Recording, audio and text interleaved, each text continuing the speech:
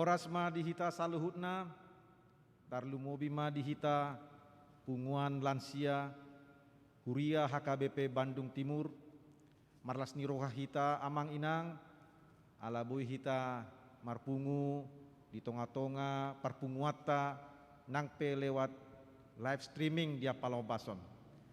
Asa masuk mahita di acara partang yang atta. Marede mahita tapuji matuhatta. Sian buku ende nomor 557 ayat sada dohot ayat 2.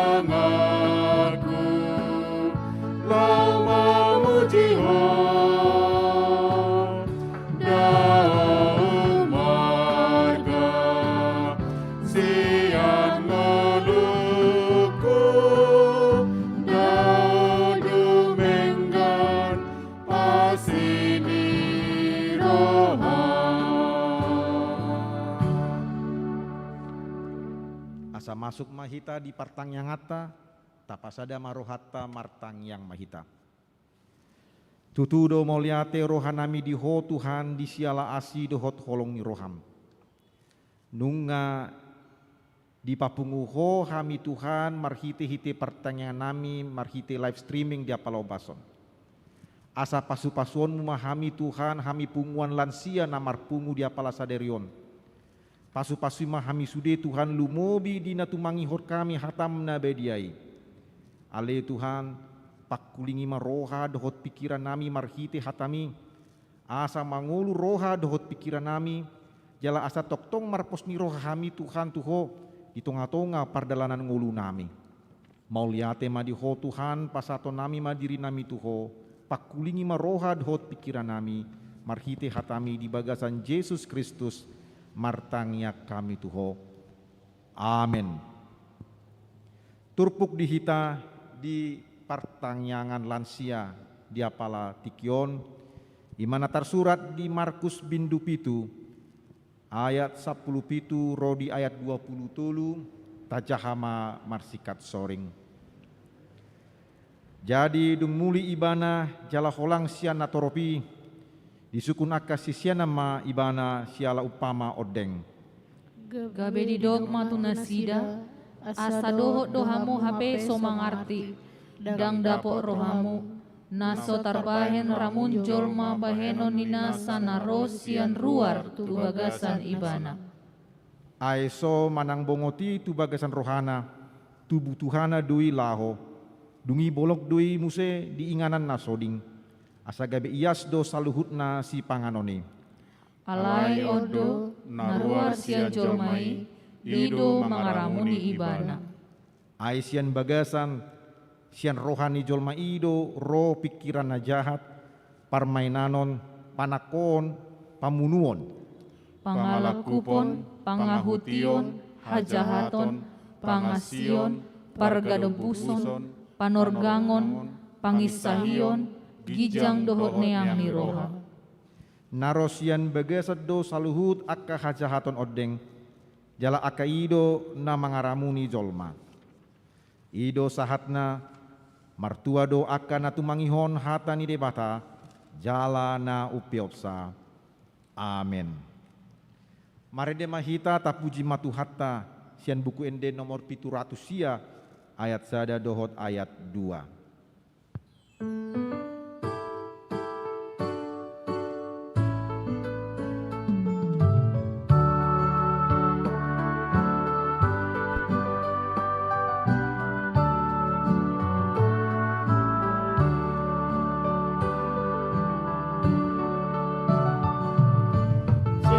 Yesus mengasihi ibili mondok tua nanggale met pea tong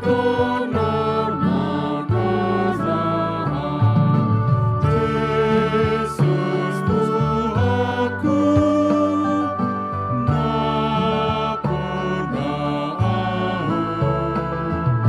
Sai bos rohaku bibir mandok tua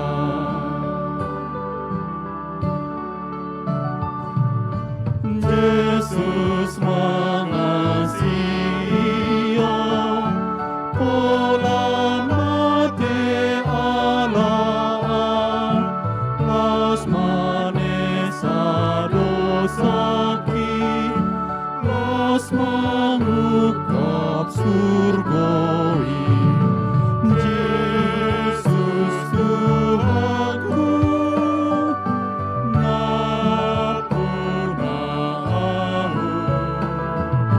Sai bos rohaku bibir mandok tua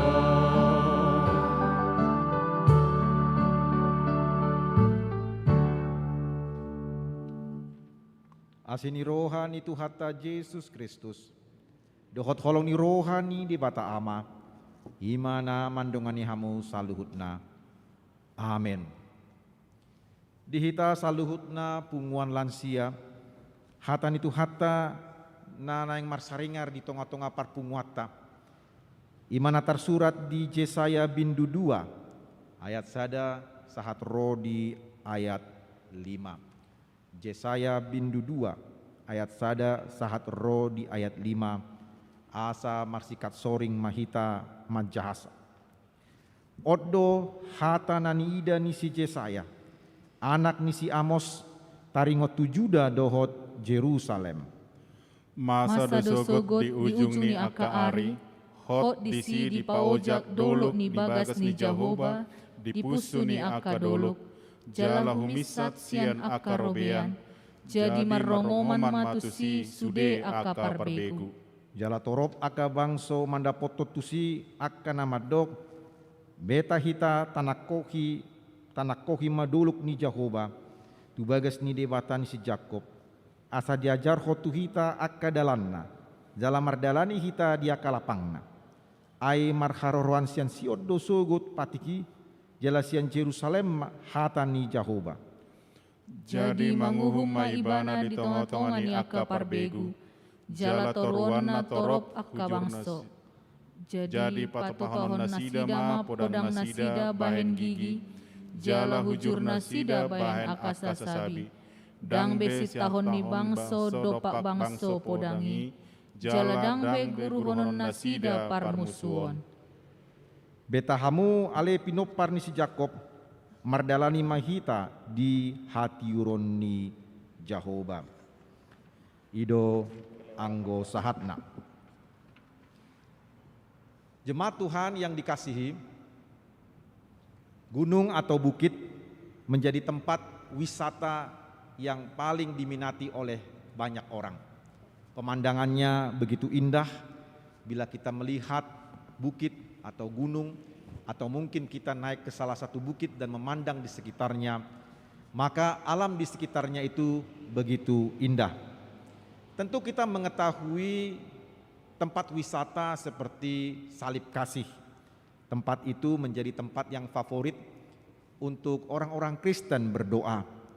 Juga ada bukit-bukit doa yang dibangun oleh beberapa orang Kristen, tetapi juga ada bukit-bukit dan gunung-gunung yang dipakai untuk tempat acara retreat atau kebaktian padang atau tempat untuk beribadah dan juga tempat untuk beristirahat. Beberapa pengusaha memakai tempat atau bukit atau gunung tersebut untuk membangun vilanya atau tempat peristirahatan. Bahkan beberapa orang Kristen juga berdoa di bukit yang sudah ditentukan oleh gereja atau salah satu yayasan. Mungkin kita juga pernah mendengar bahwa beberapa orang imam dari pihak gereja Katolik juga membangun tempat ibadah di beberapa bukit ataupun di gunung untuk berdoa, bersekutu dengan Tuhan. Kita ingat bahwa Tuhan Yesus juga beberapa kali tertulis di dalam Alkitab, dia naik ke satu gunung untuk berdoa. Disitulah dia berdoa dan mencari Bapanya yang di sorga. Bahkan kita juga mengetahui bahwa Tuhan Yesus juga naik ke satu bukit untuk mengajarkan firman Tuhan kepada murid-muridnya dan kepada banyak orang. Kita tentu ingat juga bahwa hukum Taurat juga diturunkan di Gunung Horeb. Tuhan turun ke atas Gunung Horeb dan Tuhan menurunkan 10 hukum Tuhan kepada Musa. Dan juga di situ kita bisa memperhatikan orang-orang Israel berkumpul di sekitar gunung itu untuk menantikan sabda Tuhan.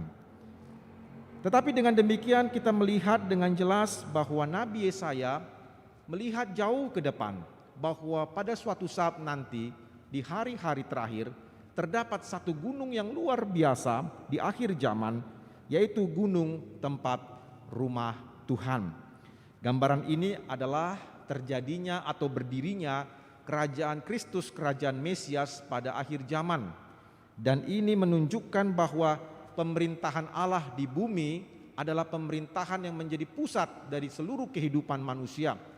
Bahkan kerajaan-kerajaan dunia pun akan dihilangkan dan diganti dengan kerajaan Allah yang mengatasi kerajaan dunia. Kerajaan-kerajaan dunia ini akan digantikan dengan kerajaan Allah. Segala bentuk kejahatan, segala bentuk ketidakadilan, pemberontakan kepada Allah, dan juga segala bentuk-bentuk peperangan pun akan digantikan dengan kehadiran kebenaran dari kerajaan Allah yang memerintah di atas bumi yang baru ini. Segala bangsa, yaitu bangsa Yahudi maupun non-Yahudi, akan datang berduyun-duyun ke gunung Tuhan ini untuk mendengarkan firman Allah atau pengajaran daripada Tuhan. Mereka datang untuk mendapatkan satu bentuk pengajaran yang keluar dari gunung atau bukit Yerusalem atau bukit Sion. Allah mengajar umatnya dari bukit Sion atau dari Yerusalem. Tuhan Allah dalam kerajaannya juga akan menghilangkan kekerasan. Dari firman Tuhan tadi dijelaskan bahwa perang tidak akan ada lagi, kekerasan tidak akan ada lagi, bentuk intimidasi ataupun teror tidak ada lagi pada saat kedatangan kerajaan Allah yang datang di muka bumi. Umat Allah sudah masuk di dalam kerajaan Mesias yang penuh dengan damai. Tidak ada keinginan untuk mengintimidasi orang lain. Tidak ada keinginan untuk berperang dengan bangsa-bangsa lain. Tidak ada satu keinginan untuk menguasai ataupun menjajah orang lain. Tetapi yang ada adalah satu bentuk kedamaian yang luar biasa ketika kerajaan Kristus itu datang.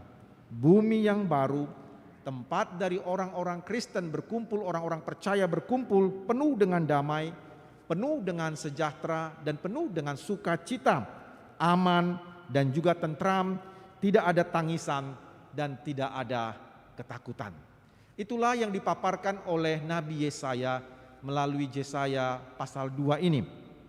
Lantas apa yang menjadi satu perenungan bagi kita, terlebih di tengah-tengah pertanyaan kita, pertanyaan lansia. Ada beberapa hal yang patut kita pelajari dan renungkan dari firman Tuhan ini. Yang pertama adalah gereja Kristen adalah tempat kita untuk mendengarkan firman Allah. Dari persekutuan dengan Tuhan keluarlah firman Tuhan. Tuhan mengajarkan kita melalui firman-Nya. Dan Tuhan hadir di tengah-tengah persekutuan umat Kristen. Walaupun dalam masa seperti ini kita tidak bisa berkumpul secara bersama-sama di dalam gedung gereja ini, tetapi kita yakin dan percaya di dalam Roh Kudus bahwa kita dikumpulkan melalui persekutuan, melalui live streaming ini. Ada firman Tuhan yang mengajar kita. Tuhan mengajarkan kita dengan jelas melalui firman-Nya yang tertulis di dalam Alkitab. Dan sudah sepatutnya kita sebagai umat Tuhan, sebagai gereja Tuhan, pada waktu kita mendengarkan firman Tuhan itu, kita memperhatikannya dengan sungguh-sungguh, menyimaknya dan mendengarnya. Dari belajar firman Tuhan ini, maka hidup kita, hati dan pikiran kita akan selalu diperbaharui, dan selalu dengan firman Tuhan yang kita dengar, iman kita akan selalu menyala-nyala dan hidup. Tanpa adanya proses mendengar firman Tuhan, tanpa adanya proses pengajaran dari firman Tuhan, maka sebetulnya tidak pernah ada pertumbuhan iman dan pembaharuan rohani dalam diri kita. Tanpa ada proses belajar firman Tuhan dan mendengar pengajaran Tuhan, tidak akan ada pertobatan dari dalam hati kita. Kita tidak akan tahu bagaimana kehendak Tuhan, kita tidak tahu apa itu dosa, karena kita gelap hati dan pikiran kita, tidak diterangi oleh sabda Tuhan. Dari pengajaran firman Tuhan inilah lahirlah iman yang hidup. Kita semakin teguh di dalam iman, dan rohani kita semakin kuat. Kita semakin tahu apa itu kehendak Allah, apa yang diinginkan oleh Allah, dan apa yang tidak dikehendaki oleh Allah. Dari firman Tuhan ini juga kita harus memperhatikan siapa yang mengajarkan firman Tuhan tersebut kepada kita. Tidak semua khotbah itu berisi firman Tuhan. Ada khotbah yang ternyata membuat kita tertawa dan senang, tetapi isi daripada khotbah itu tidak berbicara mengenai firman Tuhan. Ada juga rupanya khotbah yang hanya berputar-putar, tidak menentu arah dan tujuan daripada khotbah itu.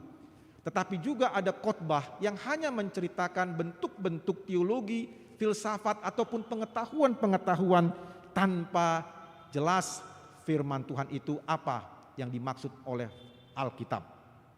Atau juga kita sering mendengar khotbah-khotbah rupanya tidak berpusat pada Kristus Yesus Tuhan kita. Lebih banyak kita mendengar khotbah yang berisi tentang bagaimana untuk berbuat baik, bagaimana untuk mempunyai sikap moral yang baik. Tetapi berita tentang kematian dan kebangkitan Yesus, keselamatan itu tidak lagi menjadi topik utama bagi hamba Tuhan tersebut. Disinilah kita harus memperhatikan dengan jeli, amang inang. Apakah yang dikhotbahkan itu firman Tuhan atau tidak? Disinilah kita harus memahami dengan tegas, dengan kuat. Kita harus mempunyai prinsip-prinsip Alkitab dengan jelas bahwa apa yang kita dengar itu berdasarkan firman Tuhan atau tidak. Dari sini jugalah ada tuduhan dari gereja tertentu bahwa seringkali gereja Protestan oleh karena pemahaman Martin Luther tentang sola scriptura, akhirnya muncullah berbagai macam tafsiran dan khotbah-khotbah yang beraneka ragam isinya. Sedangkan gereja itu mengatakan bahwa gereja kami mempunyai magisterium gereja, di mana seluruh pengajaran gereja berasal dari satu saja, yaitu pusat gereja mereka. Magisterium gereja yang mereka akui itu mempunyai pengajaran yang begitu kuat di dalam Alkitab, kata mereka. Tetapi rupanya dari hal itu kita bisa melihat bahwa Roh Kudus tidak bekerja dengan begitu kuat untuk memberikan pengajaran-pengajaran baru dengan iluminasi dan pengertian-pengertian baru yang berdasarkan pimpinan Roh untuk mengartikan firman Tuhan lebih dalam lagi, sehingga pembaharuan orang percaya semakin bekerja lebih jauh lagi. Nah sekarang amang inang, mari kita perhatikan firman Tuhan itu dengan sungguh-sungguh. Tetapi kita juga harus kritis terhadap siapa yang menyampaikan firman Tuhan tersebut. Ada banyak tersedia link gereja ataupun juga para hamba Tuhan yang tersedia melalui internet, YouTube ataupun juga saluran-saluran media yang lain. Disinilah kita harus kritis amang inang. Manakah dari seluruh pengkhotbah yang sudah tersebar melalui jalur internet itu yang berdasarkan firman Tuhan, yang mengabarkan firman Tuhan? Mana yang sesat dan mana yang berdasarkan pada ketetapan Alkitab? Disinilah kita harus kritis. Disinilah kita harus berdiri teguh pada ajaran gereja kita, konfesi gereja HKBP yang kita kasihi ini. Nah dengan demikian, dengan belajar firman Tuhan dengan sungguh-sungguh, prinsip-prinsip kitab suci itu akan menguatkan pikiran, hati dan kerohanian kita untuk menghadapi tantangan-tantangan zaman yang sedang kita hadapi. untuk menghadapi berbagai macam resiko kejadian yang ada dan juga mungkin persoalan yang berat yang kita hadapi. Tapi kita bisa kuat dalam menghadapi semua tantangan itu oleh karena Allah telah mengajar kita melalui firman-Nya, baik melalui mimbar-mimbar gereja HKBP maupun juga melalui pertanyaan kita, melalui live streaming seperti kita sekarang ini. Karena disinilah firman Tuhan diberitakan. Yang berikutnya adalah dari firman Tuhan ini, maka muncullah hati yang diperbaharui. Firman Tuhan memberitakan tentang Injil Yesus Kristus, di mana diceritakan dari Injil Tuhan Yesus itu, Dia mati di kayu salib untuk menebus dosa-dosa kita dan mendamaikan kita dengan Allah Bapa di sorga. Oleh darahnya dosa-dosa kita dihapus dan oleh darahnya kita berdamai dengan Allah. Maka pendamaian itu terjadi di dalam hati kita dan hati kita pun dipenuhi dengan kedamaian. Inilah maksud firman Allah. Inilah Injil Tuhan kita Yesus Kristus. Di dalam hati yang berdamai dengan Allah itulah maka kita bisa mengekspresikan damai itu kepada sesama kita, kepada keluarga kita, kepada orang-orang yang ada dekat dengan kita ataupun di sekitar kita. Damai hanya ada di dalam Yesus. Apakah di luar Yesus ada damai? Ya, ada damai. Tetapi damai yang semu, damai yang bersyarat, damai yang tidak menetap. Tetapi damai yang dijanjikan oleh Tuhan dari penebusan Tuhan Yesus adalah damai yang sejati, damai di dalam hati, dan ekspresi damai dari hati inilah yang bisa kita salurkan. Sehingga dengan damai yang datang daripada Allah Bapa inilah kita bisa mendamaikan banyak orang. Kita bisa membawa damai, pertengkaran dapat dihindari, percekcokan dapat dihindari, perpecahan juga dapat dihindari. Oleh karena kita membawa damai Tuhan Yesus di tengah-tengah keluarga maupun lingkungan kita. Tetapi semuanya itu didasarkan kepada peristiwa penebusan dan kematian Tuhan Yesus. Amang-inang bisa kita lihat dalam situasi sekarang ini bahwa ternyata kalau kita memperhatikan berita-berita di televisi, maka salah satu negara yang paling lagi dibicarakan adalah Afghanistan. Tentu kita bisa melihat hal itu melalui siaran-siaran televisi kita. Kenapa terjadi hal yang demikian? Mengapa peperangan itu terjadi? Mengapa juga terjadi terorisme ataupun juga intimidasi? Ataupun juga berbagai macam kejadian-kejadian yang begitu menyedihkan dan kekerasan terjadi di mana-mana. Jawabnya hanya ada satu saja. Karena tidak ada damai di dalam hati mereka. Tidak ada Yesus Kristus di dalam hati mereka. Sehingga mereka saling bertengkar satu dengan yang lain dan tidak terciptalah harapan hidup damai di dalam sesama antar manusia. Mereka adalah orang-orang tanpa Kristus. Dan ini banyak terjadi juga di dalam diri orang-orang Kristen itu sendiri. Keluarga Kristen terpecah, yang satu anggota keluarga satu dengan yang juga terpecah. Karena apa? Karena tidak menghayati firman Tuhan. Oleh karena itu, melalui firman Tuhan kita belajar pengajaran dan menerima kehendak Tuhan untuk diperbaharui dan menerima pengampunan serta kedamaian yang datang dari Tuhan. Yang terakhir, firman Tuhan mau menjelaskan agar kita mempersiapkan diri dengan baik. Teks firman Tuhan tadi menjelaskan Yesaya mendapatkan penglihatan tentang hari-hari terakhir, yaitu pada waktu Yesus datang kedua kali. Jadi ini mengingatkan kita untuk selalu mempersiapkan diri bahwa kita sedang berjalan mendekati hari-hari terakhir atau zaman akhir. Jadi persiapkanlah batin dan pikiran kita untuk memasuki kerajaan Mesias yang penuh dengan damai. Bagi orang Kristen yang percaya kepada Tuhan Yesus, maka dirinya diberikan satu kepastian, jaminan keselamatan dan hidup yang kekal. Kita bersyukur bahwa kita sudah diselamatkan dan kita diberikan kepastian tentang hidup yang kekal. Suatu saat nanti ketika Yesus datang kedua kali, kita akan memasuki kerajaannya, kerajaan Mesias untuk selama-lamanya dan hidup dalam damai. Tuhan sudah mengingatkan hal ini kepada kita Mari kita persiapkan dengan sungguh-sungguh hati dan pikiran kita, karena hari-hari ini adalah hari-hari menjelang kedatangan Tuhan yang kedua kali. Jadi dengan demikian kepada kita punguan lansia, ada beberapa hal yang patut kita ingat kembali dari firman Tuhan ini. Yang pertama, mari kita sungguh-sungguh belajar firman Tuhan. Walaupun kita mengikuti ibadah live streaming ini dan ibadah-ibadah yang lain, dari situ kita mau belajar firman Tuhan. Kita mengikuti firman Tuhan, belajar firman Tuhan, baik secara live streaming ataupun secara pribadi, baik melalui saat teduh kita, di mana kita mendengarkan firman Tuhan. Dari situlah kita belajar firman Allah untuk memperbaharui hidup kita, untuk membawa iman kita semakin teguh dan kuat. Kita yang belajar firman Tuhan, marilah hidup dalam damai Kristus. Mari kita ekspresikan damai Kristus itu kepada keluarga dan sesama kita, karena kita sudah berdamai dengan Allah. Dan yang terakhir, mari kita persiapkan hidup kita untuk menyambut kedatangan Tuhan Yesus yang kedua kali. Inilah hari-hari terakhir di mana Kristus akan datang kedua kali. Bila ini adalah hari-hari yang terakhir, maka kita, hati kita, pikiran kita, kita persiapkan dengan baik. Bagaimana mempersiapkannya? Dengan firman Tuhan. Amin. Mari kita berdoa.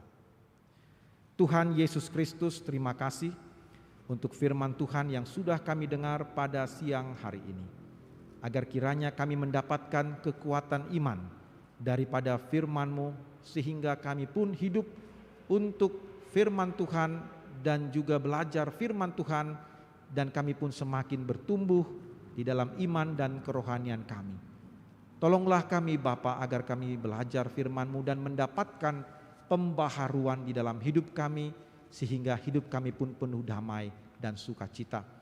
Juga persiapkan kami Roh Kudus untuk menyambut kedatangan Tuhan Yesus yang kedua kali, yaitu melalui proses belajar firman Tuhan. Kami berdoa Bapa dalam nama Tuhan Yesus, Engkau memberkati kami semuanya, kami punguan lansia dari tengah-tengah gereja-Mu. Kami diberikan kekuatan iman daripada Tuhan.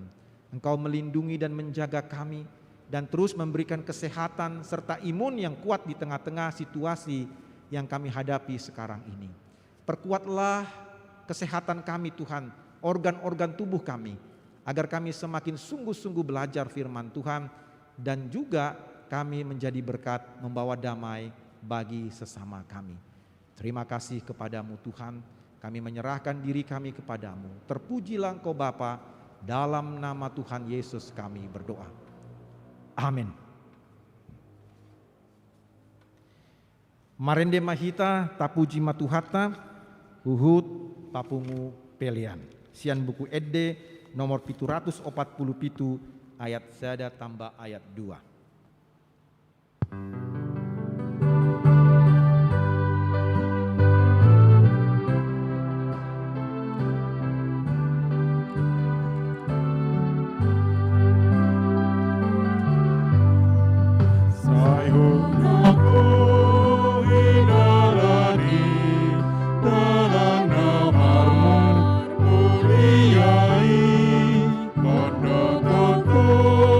Tangi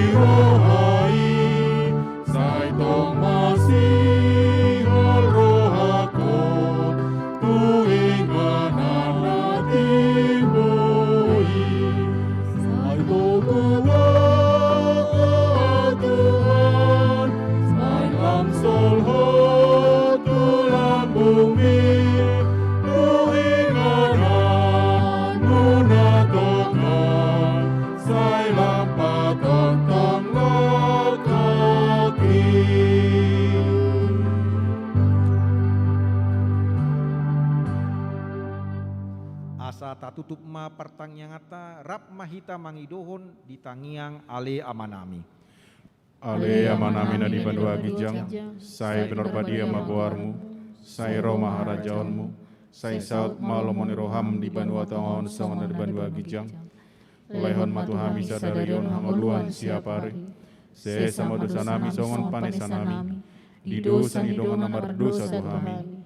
Una kami tugio tu pangucunan, palua mahamisian pangago, ay horona puna harajaon, dohot hagogoon, rodi hasangapon saliling liling na.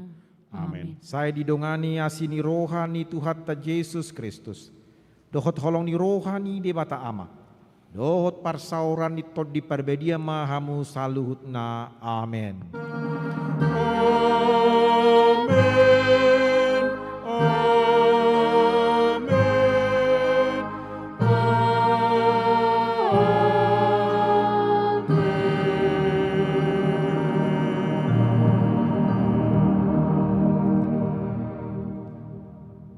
Orasma dihita saluhutna, salam sejahtera untuk kita semua.